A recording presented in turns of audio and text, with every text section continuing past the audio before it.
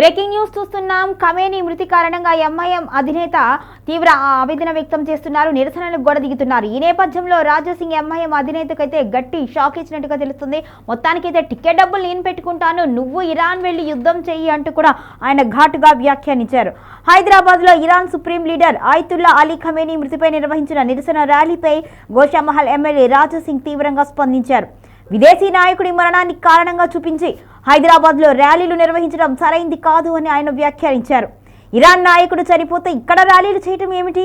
Iran మీద అంత ప్రేమ ఉంటే అక్కడికి వెళ్ళి ఆ దేశపు సైన్యంతో కలిసి యుద్ధం చేయండి అంటూ రాజాసింగ్ అన్నారు. అవసరమైతే ఫ్లైట్ టికెట్ కూడా నేనే కొనిస్తాను అంటూ ఆయన వ్యంగ్యంగా వ్యాఖ్యానించారు.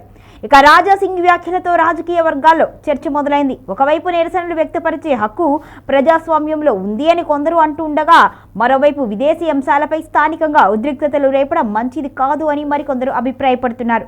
ఈ నేపథ్యంలో నగరంలోని పలు ప్రాంతాల్లో పోలీసులు అప్రమత్తంగా ఉన్నారు. చట్టం, శాంతి భద్రతలకు భంగం కలగకుండా చర్యలు తీసుకుంటున్నామని పోలీసులు వెల్లడించారు.